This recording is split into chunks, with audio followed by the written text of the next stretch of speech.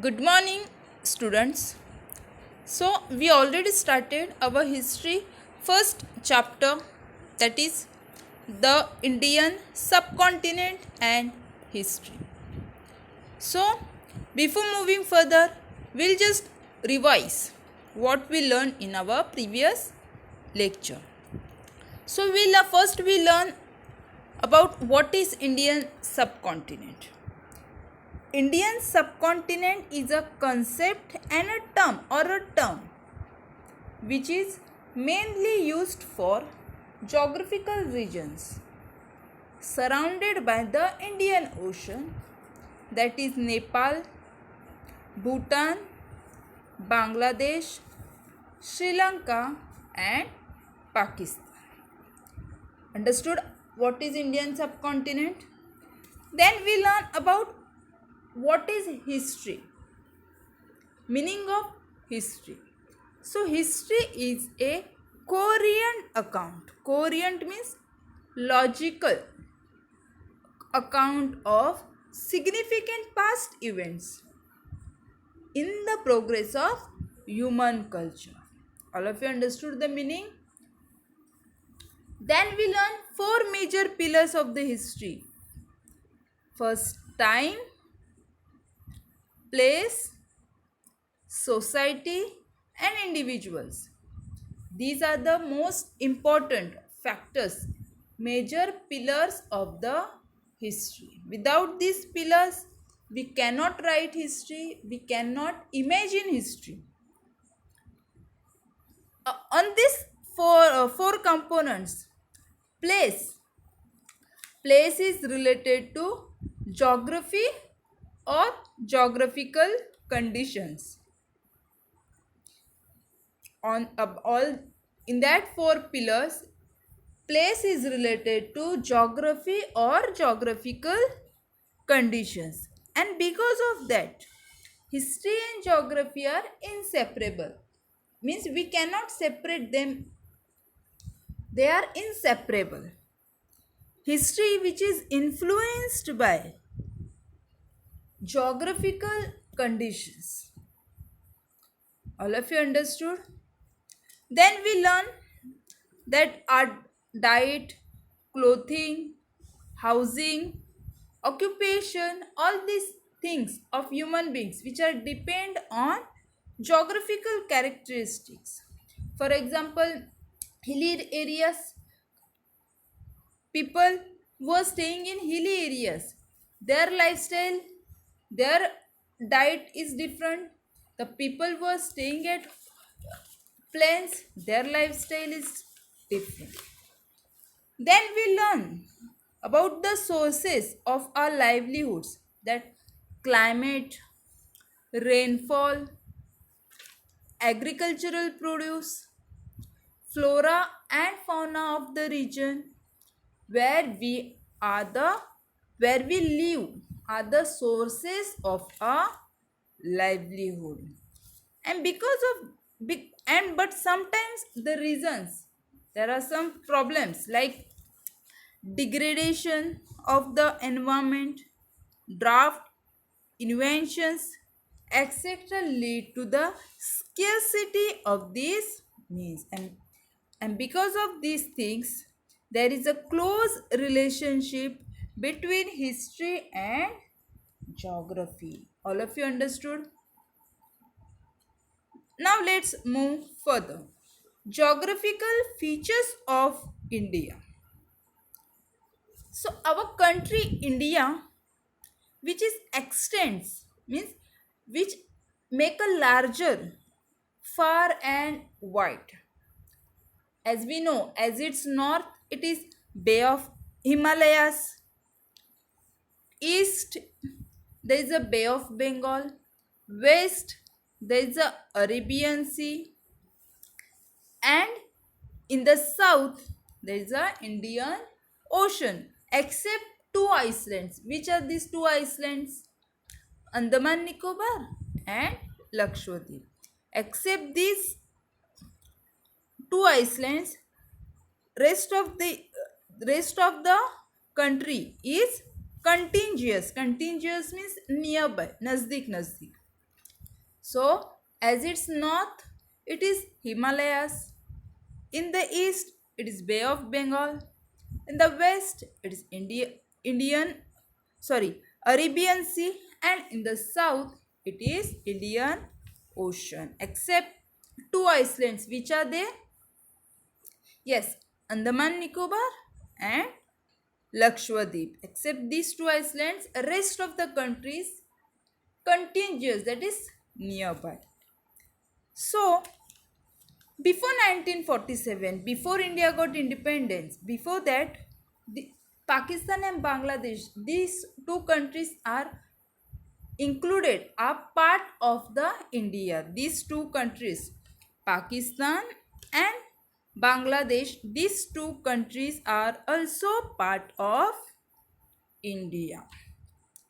Then next is the following regions. See, are the seen important when we look at the course of Indian history. When we are studying about Indian history, then these regions are very important. Which are they? First, Himalayas. Then second is the plains of Sindhu, Ganga and Brahmaputra rivers. Third one, the Thar desert. Fourth, the Deccan Plateau. Then coastal regions and the islands of the sea. Now we are going to learn one by one. So first we will start from Himalayas. First one is Himalayas. See, the Hindu Kush and Himalaya ranges these two have created the ranges of impenetrable wall. Impenetrable means what? Impossible to pass.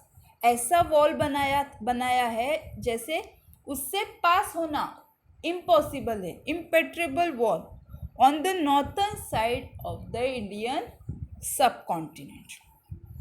And this wall has separated the Indian constitution from the deserts of Central Asia. However, there is a land route. वहाँ से एक land route है through the Khyber and Bolan, which passes in Hindu Kush mountains. ऐसा root है, ऐसा land route है जो काइबर and बोलन पास होके इन हिंदू कुश माउंटेन्स से वो पास होती है. This route was connected to an ancient route. This route was connected to the ancient root.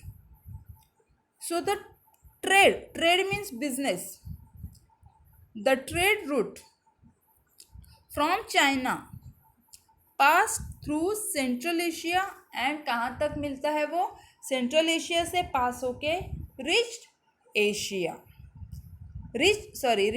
Arabia. That route was known as Silk Route or a Silk Route.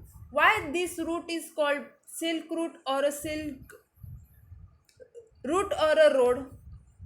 Can anyone tell me?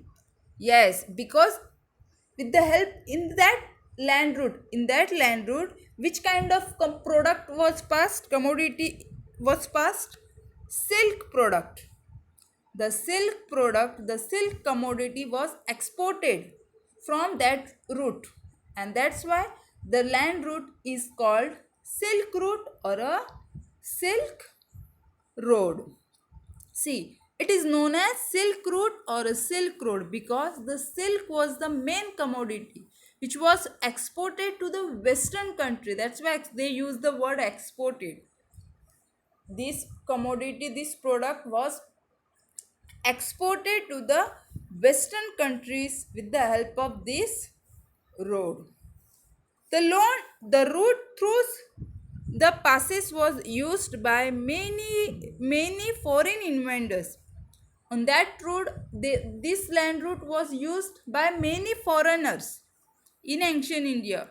Many foreigners who came to India in that route also, they understood why this route was called by Silk Route, because the silk product, the main silk commodity product, was exported to the western countries with the help in that route. Many foreigners, many foreign travelers who came to India through that route. Understood, students?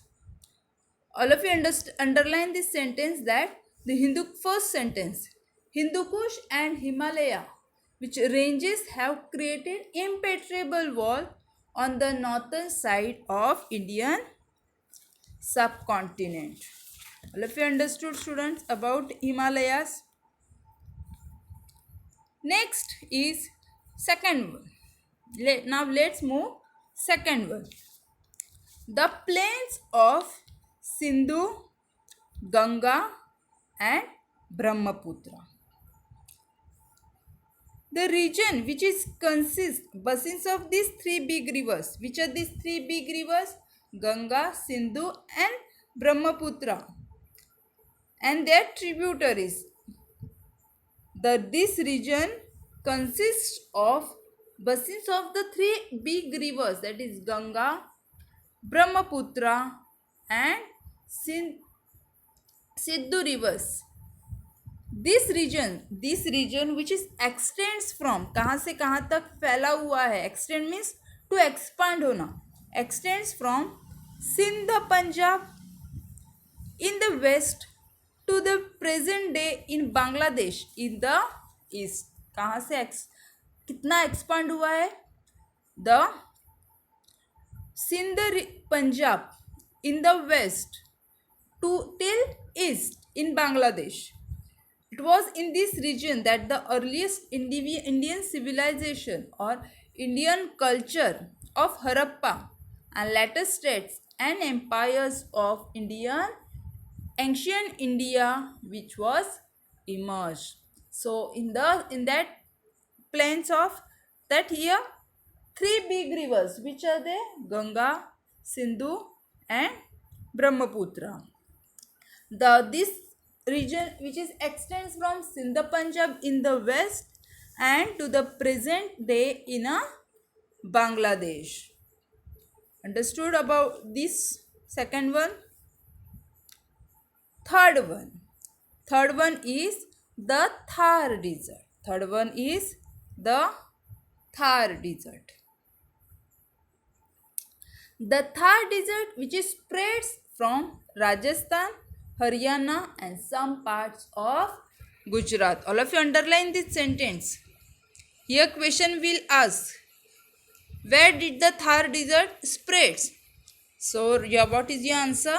The Thar Desert spreads across Rajasthan, Haryana and some parts of Gujarat.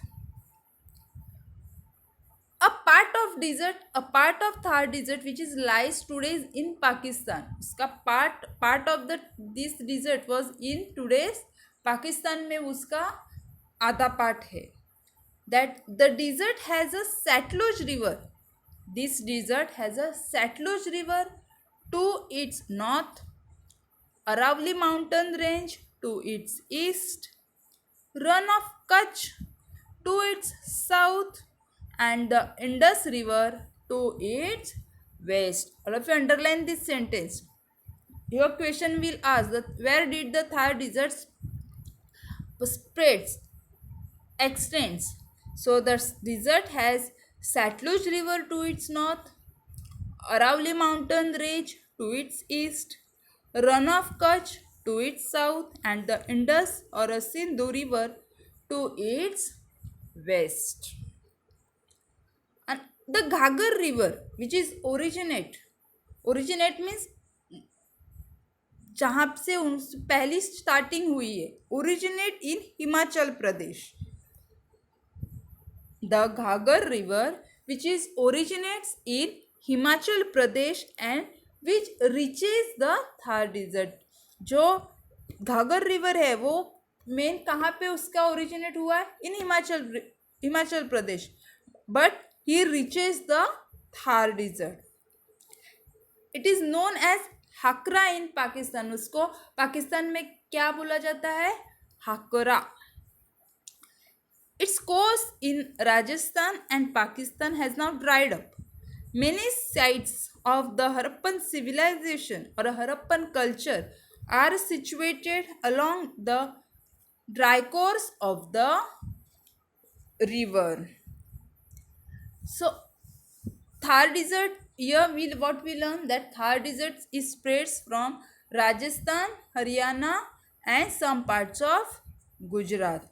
Then Ghagar River, which is originate in Himachal Pradesh and reaches Thar Desert. That Thar Desert is a part of Thar Desert which is in Pakistan. The the desert has Satluj River to its north, Aravalli Mountain Range to its east, Run of Kutch to its south, and the Indus River to its west. So all of you understood, students? So let us understand about all of you understood Thar Desert. Then we learn about the plains of Sindhu, Ganga, Brahmaputra regions. That these three big rivers, that Sindhu, Ganga, and Brahmaputra, and their tributaries. This region extends from Sindh, Punjab in the west and Bangladesh in the east. Then we learn about Himalayas, that Hindu Kush and Himalaya ranges, which have created impenetrable wall, means ऐसा wall जिससे कोई कुछ पास नहीं हो सकता, impossible to pass, impenetrable wall to the northern side of the Indian subcontinent. Then there is a one land route, trade route. That land route, the main commodity, which main commodity was passed? Yes, silk commodity was exported to the western countries through that route, and because of that, the route or that this land route was known as silk route or a silk road. Many foreign travelers who came to India through that route. So all of you understood, students? Rest of the three we'll learn in our next next lecture about the Deccan Plateau, coastal regions and Icelands. Rest of the three we'll learn in our next lecture. Till here, all of you understood? Anyone have any doubt?